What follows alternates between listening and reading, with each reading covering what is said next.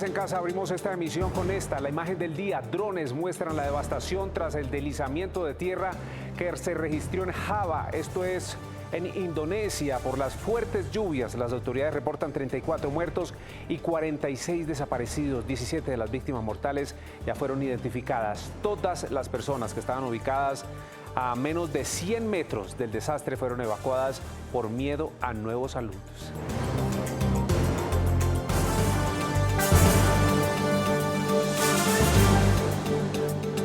Y avanzamos con otras noticias RCN del día. Aquí están las 3 del día. La primera también tiene que ver con el clima en el mundo. La intensa tormenta invernal Fern, que azota gran parte de los Estados Unidos.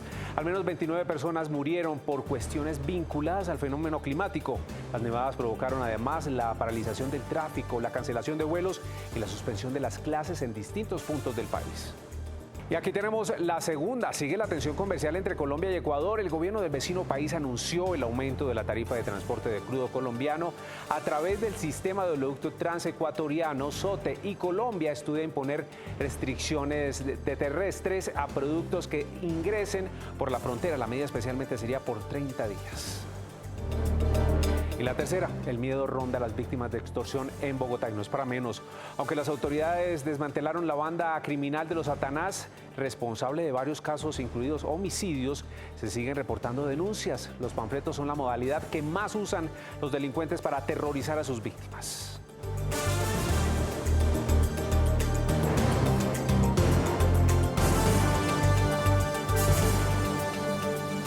Nuestros presentadores ya están listos. Estamos en todas las regiones. Esto es Noticias RCN de las 11:30 de la noche.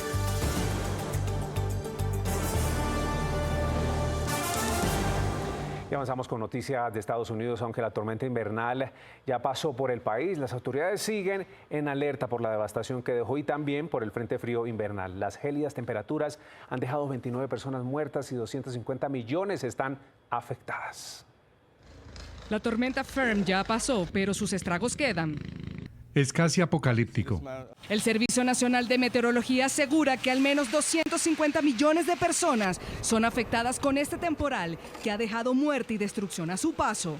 Demasiado para nosotros. Nunca habíamos visto una nieve tan pesada, tan grande. El estado de emergencia fue declarado en Washington y en otra veintena de estados. Mi esposo y mi hijo estuvieron en teletrabajo. Sus empresas les dijeron que se quedaran ante el riesgo. En Nueva York se contabilizan 5 víctimas mortales que fueron halladas sin vida en medio de las temperaturas gélidas. El alcalde de la ciudad afirma que han redoblado los esfuerzos para despejar las calles que tenían hasta 30 centímetros de nieve. Más de 5.000 trabajadores de saneamiento recorrieron nuestros 9.600 kilómetros de carreteras varias veces. Otras 7 personas murieron y una sobrevivió tras estrellarse un jet privado en Maine cuando despegaba en medio de la tormenta este domingo. El gobierno publicó el borrador de decreto con el que impone aranceles del 30% a productos importados de Ecuador. De quedar en firme, restringe además el ingreso de alimentos provenientes de ese país vía terrestre. Hablamos de productos como el frijol y el arroz. Este es el proyecto de decreto con el que el gobierno colocará aranceles recíprocos del 30% a varios productos que se importen desde Ecuador, como el arroz, el cacao, el papel, los frijoles, entre otros. Las diferencias entre ambas naciones no pueden convertirse en barreras que pongan en riesgo el empleo, la inversión y la estabilidad regional. La norma también suspende por 30 días la llegada vía terrestre al país de productos como arroz, frijoles, langostinos, camarones provenientes de Ecuador, y gremios aseguran que esta iniciativa se toma para evitar el contrabando. Estas medidas, si hubieran tomado al comienzo de la cosecha, no habría entrado todo el arroz de contrabando, porque uno se pone a mirar, dicen los agricultores ecuatorianos, le hemos enviado a Colombia 100.000 toneladas de arroz, y resulta que mira uno los registros de importación y hay importaciones por 40.000 toneladas. Se espera que los aranceles y las medidas restrictivas empiecen a regir a partir del próximo 1 de febrero. Vean, y en medio de la tensión entre Ecuador y Colombia por la imposición de aranceles, la ministra de Ambiente y Energía ecuatoriana, Inés Manzano, anunció el aumento de la tarifa del transporte de crudo colombiano a través del sistema de oleoducto transecuatoriano SOTE. Dijo que pasó de $3 a $30 por barril, es decir, un aumento del 900%. Mediante el SOTE, la principal infraestructura pública de transporte de petróleo de Ecuador, Ecopetrol, envía crudo hasta el puerto de Esmeralda. Hay que hacerles entender que yo también te estoy dando un servicio y que es un servicio importantísimo para Ecopetrol y para las empresas colombianas. Ellos no tienen el crudo porque ese sector de Colombia es un sector donde hay actividades ilícitas, donde ellos han tenido N cantidad de atentados y obviamente lo que hacíamos nosotros era apoyarlos para que ellos saquen su crudo y obviamente llegaba hasta el puerto de Esmeraldas.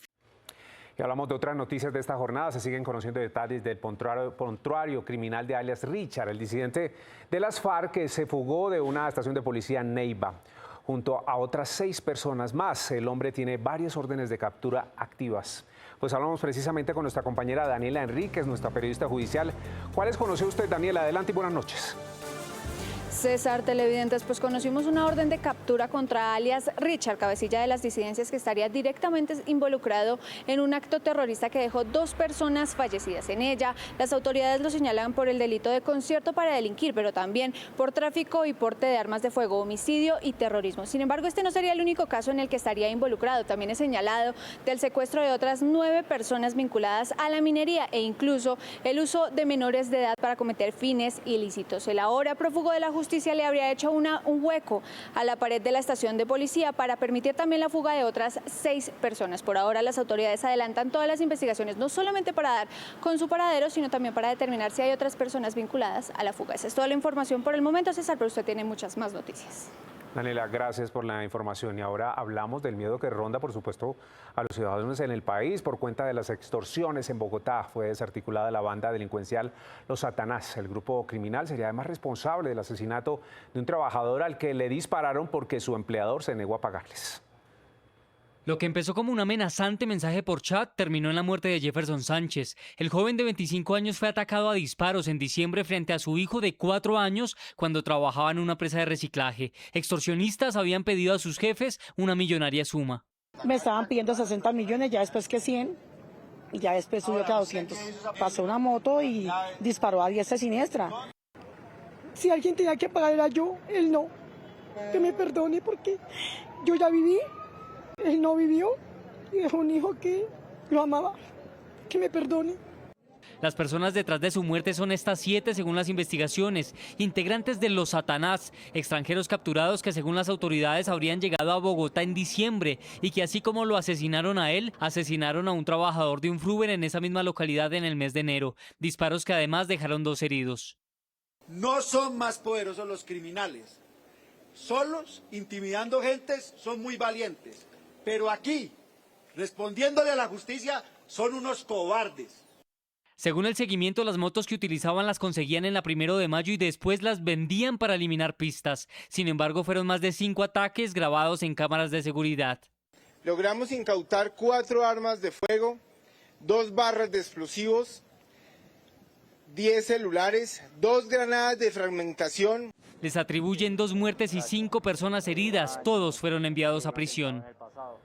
Y es que lamentablemente es un delito que a diario afecta a comerciantes y ciudadanos en general en la capital. Y estas cifras son denunciadas por quienes precisamente se atreven a llegar a las autoridades. Según la Policía Metropolitana de Bogotá, en lo que va corrido el año, 27 casos de extorsión han sido denunciados por las víctimas, casi que un caso por día. En el top 3 de las localidades más azotadas por este delito son Bosa, Kennedy y Suba. Las modalidades que más utilizan los delincuentes para amenazar a los ciudadanos y comerciantes son extorsión, falso servicio, extorsión digital mediante suplantación, falsa encomienda, pero en el primer lugar está, por supuesto, la modalidad clásica, que es el panfleto.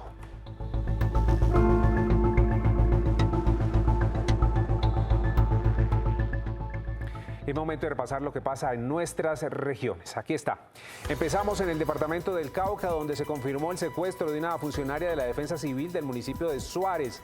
La directora nacional de esta entidad aseguró que le están brindando todo el acompañamiento a la familia de la víctima. Y seguimos en Bucaramanga, donde fue capturado alias Pechuga, señalado del atentado al peaje La Lizama, perpetrado por el ELN en el Magdalena Medio santanderiano. Además, el sindicado sería el articulador delincuencial del grupo Los Búcaros, dedicado al tráfico de estupefacientes, extorsión y homicidio en Barrancabermeja. Y terminamos este recorrido en el departamento de Antioquia porque sigue siendo grave la crisis humanitaria por cuenta de los enfrentamientos entre los grupos ilegales. Concretamente, en Briceño, los combates entre el Clan del Golfo y las disidencias de la FARC tienen confinada a la población campesina. El ejército se dirige a la zona, pero ha encontrado campos minados, dificultando aún más el panorama en esa región.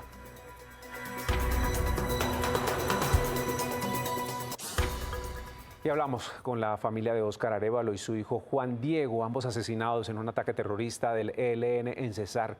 Nos contaron el drama que hace décadas, por supuesto, los aflige estos grupos violentos que están en la zona. Escuchemos. Juan Diego Arévalo iba a empezar sus prácticas profesionales en Bogotá la próxima semana, pero fue asesinado en medio de un ataque terrorista del ELN en Pailita, Cesar, donde también murió su papá. Eso canté. Eso parecía como si fuera por allá Medio Oriente o Ucrania, no sé, es demasiado explosivo. Yo nunca he visto tanto explosivo junto. Y ver esas escenas, ir a recoger a unos familiares en esas condiciones. El joven de 26 años soñaba con tener su propio consultorio de psicología en Ocaña para ayudar a desplazados por el conflicto. Y a pesar de esto fue un joven luchador, un joven que nos demostró lo resiliente y lo fuerte que era el guerrero. Amaba a Ocaña, amaba a su familia y amaba a su profesión. La familia Arévalo Carvajalino ya había sido víctima de la violencia. Hace 13 años el abuelo paterno fue asesinado y en 2020 el hijo mayor fue la víctima. Y vean esta otra noticia, 8 toneladas de cocaína fueron incautadas en aguas de Portugal. Van a ver las imágenes. Gracias a la información brindada de la policía a sus homólogos en Europa, se logró este contundente golpe contra el narcotráfico transnacional. El alijo era transportado en un submarino que salió de las costas colombianas con destino al archipiélago de las Islas Azores. En medio del operativo fueron capturados 3 ciudadanos colombianos y uno venezolano. Y en febrero de este año inician las obras del corredor de la carrera séptima entre calles 99 y 200 que beneficiará a 2 millones de personas. En total serán 11 kilómetros a intervenir en la séptima, esto es Transmilenio por la séptima. Tendrá 14 estaciones este sistema, 2 puentes vehiculares, 2 pasos deprimidos, ciclorrutas, espacio público, zonas verdes, plazoletas y 2 carriles solo para carros particulares en ambos sentidos. El proyecto tiene una inversión de 1.8 billones de pesos, incluyendo la compra de predios. El primer grupo va de la 99 a la 127, esperamos arrancar la obra en febrero. De la 127 a la 183 esperamos que sea en marzo y el grupo 3 esperamos que sea alrededor de junio.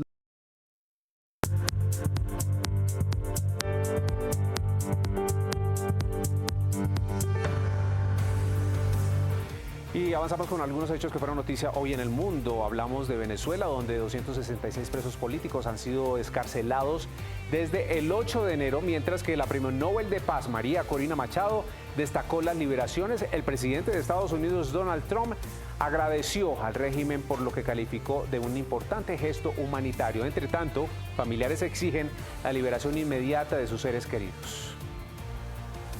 Ya hemos tenido demasiado dolor en nuestro corazón. Necesitamos que nos regresen a nuestros familiares.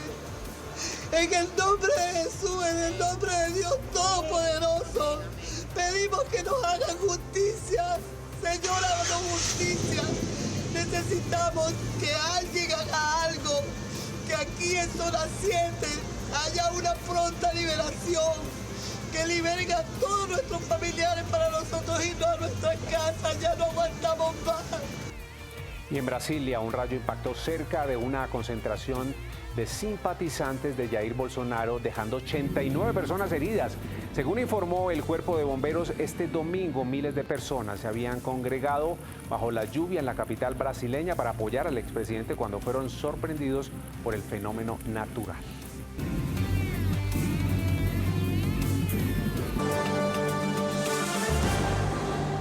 Duro golpe contra la minería ilegal. En Chaparral, Tolima, la policía de Carabineros, con apoyo de la Fuerza Aeroespacial Colombiana, intervino maquinaria amarilla.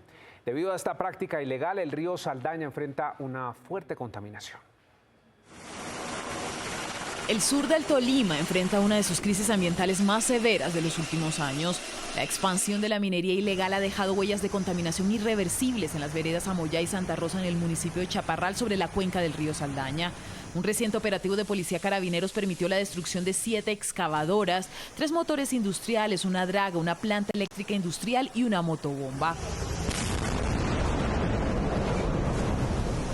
Gracias a esta intervención se frenó un porcentaje la utilización de mercurio y otras sustancias tóxicas que terminan siendo vertidas a las fuentes hídricas. Estas acciones provocan la sedimentación de los ríos y la pérdida de la capacidad de regeneración de los bosques. Este operativo golpeó las finanzas del Frente Ismael Ruiz de las disidencias de las FARC en más de 4.000 millones de pesos. Luza, gracias. Y cerramos esta misión con algo chévere, porque en Charalá, en Santander, más de 220 personas participaron en la primera prueba de running de este municipio con el objetivo de recoger kits escolares para los niños de escasos recursos. La prueba atlética se disputó por las principales calles y vías rurales, en la que no solo ganaron los deportistas más rápidos, sino cientos de niños que sueñan con cumplir sus sueños del título bachiller.